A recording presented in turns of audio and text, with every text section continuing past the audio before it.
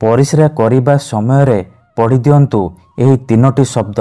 Guarantee देउची से नारी मात्र 5 मिनिट रे तुम पाखकू आसीबो। जदि आपण केउ झील को मने मने भल पाउचंती, पड़िशा घर सुंदरी भाउज को मने मने भल पाउचंती, किंतु जेते चेष्टा कले मध्य ताकू पटेई पारुनांती, ताकू निजर मन कथा कहिबाकू डरुचंती, आउ आपण चाहुचंती कि से झील बा भाउज निजे आसी आपनकू भल पाउची बोली कहू, तेबे परिस्रा करिबा समय रे एही तीनोटी शब्द को 3 थर पढ़ी दियंतु। ग्यारंटी देउची से झील 5 मिनिट रे पटी जिवो। विवाहिता महिला निजे तुमको फोन करिवो, राति दिन घर को डाकिबो, जहा चाहिबे ताहा करिवो, कोनोसी प्रकार बाधा देबो नाही। आपण समस्तंकर इच्छा थिबो केउ ना केउ झील बा विवाहिता नारी को पटेइबा पई, ताठारु निजर मन मुताबक काम हासिल करिबा पई, किंतु ये एते सहज नुहे। एथिपाई आमर तंत्र शास्त्ररु मु आज आपणक पई एमिति एक सहज महाशक्तिशाली वशीकरण नहीं आसीची, जहाकू आपण करिदेले निज पसंदर केउ भी कुआरी झील बा विवाहिता नारी को मुहूर्तक भितरे पटेई पारिबे, अति सहजरे पटेई पारिबे। एही वशीकरण करिबा पई आपणकू कोनोसी प्रकार मंत्र तंत्र करिबाकू पड़िबनी किंबा किछि भी पैसा खर्च करिबाकू पड़िबनी। आपण बिना मंत्र बिना तंत्र बिना किछि पैसा खर्च करी निज पसंदर से झील बा नारी को पटेई पारिबे, निज बसरे करि पारिबे। केवल आपणकू परिस्रा करिबा समय रे एही तीनोटी शब्द को पढ़िबार अछि, तापर देखिबे चमत्कार। जेमिति आपण एपटे तीनोटी शब्द को पढ़िबे, सेपटे सी विचलित होई उठिबो। जेपर्यंत आपणक पाखकू आसीनी, आपणक सहित संपर्क रखिनी, सी खाली छटपट हेबो। नमस्कार फ्रेंड्स, ओडिया फंडा चैनल को आपण मानकू स्वागत।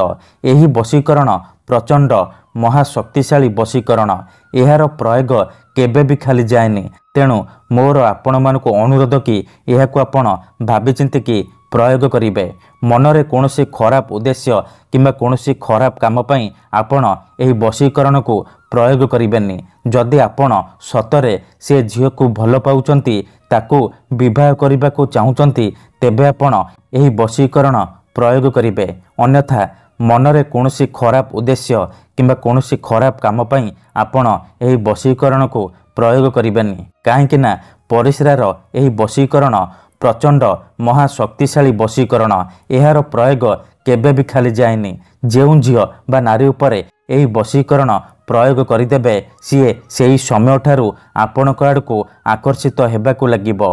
राति दिन आपणक कथा भाबिबो, आपणकू न देखी गोटे मुहूर्त भी रही पारिबनी। पागेली परी आपणकू भल पाइबाकू लागिबो। एही वशीकरण साहाय्य आपण सासू नणंद दियर भाउज काहाकू भी निज बसरे करि पारिबे, ताठारू निजर मन मुताबक काम हासिल करि पारिबे।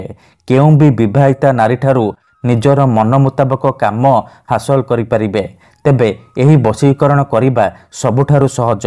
एहाकू आपण किपरि करिबे, केमिति करिबे, एहार प्रयोग विधि कौन, परिस्रा करिबा समय रे किपरि आपण तीनोटी शब्द को पढ़िबे, मु आपनकू शिखेइबी। संपूर्ण प्रयोग विधि ठीक भाबरे शिखेइबी। जानिबा पई आपण वीडियोटी को मूलरु शेष पर्यंत पूरा ध्यान सहित देखंतु, काहेकि ना अधारु छाड़ी की पळैले आपण किछि भी बुझी परिबेनी। विधिटी जानिबा पूर्वरु आउ गोटिए छोटिया कथा मने रखंतु। मंत्र तंत्र जंत्र वशीकरण ये एमिति सेमिति काम करेनी। मनरे संपूर्ण विश्वास निष्ठा आउ एकाग्रतार सहित आपणकू एही वशीकरण करिबाकू पड़िबो।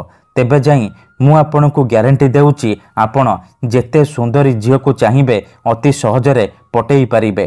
वीडियोटी को पूरा ध्यान सहित शेष पर्यंत देखंतु, प्रयोग विधि को ठीक भाबरे बुझंतु, तापर आपण एही वशीकरण करिबा पई जिबे।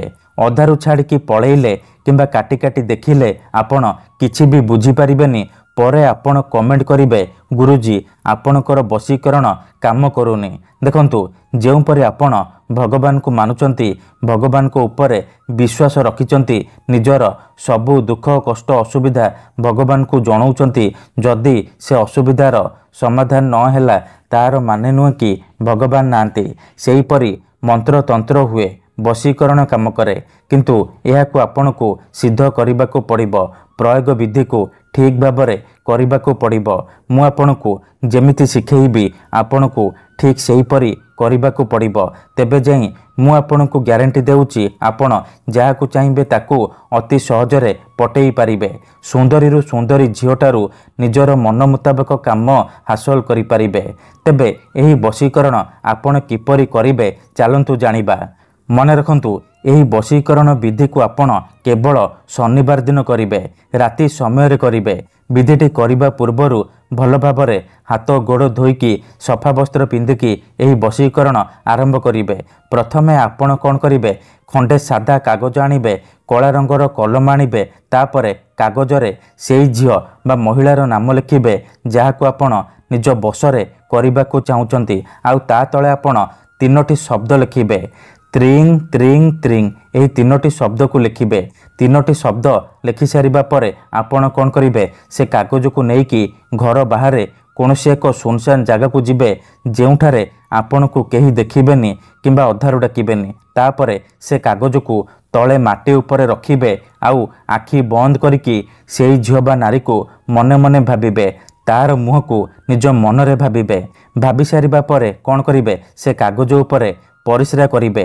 ପରିସ୍ରା କରିବା ସମୟରେ ଆପଣ ତ୍ରିଂ ତ୍ରିଂ ତ୍ରିଂ ତ୍ରିଂ ତ୍ରିଂ ତ୍ରିଂ ତ୍ରିଂ ତ୍ରିଂ ତ୍ରିଂ ଏହିପରି ଏହି 3ଟି ଶବ୍ଦକୁ ପଢ଼ିଦେବେ। ତାପରେ 5 ଥର ସେଇ ଝିଅ ବା ନାରୀର ନାମ କହିବେ ଯାହାକୁ ଆପଣ ନିଜ ବଶରେ କରିବାକୁ ଚାହୁଁଛନ୍ତି। ଏତିକି କରିସାରିବା ପରେ ଆପଣ ଚୁପଚାପ ଘରକୁ ଫେରି ଆସିବେ, ପଛକୁ ବୁଲିକି ଚାହିଁବେନି।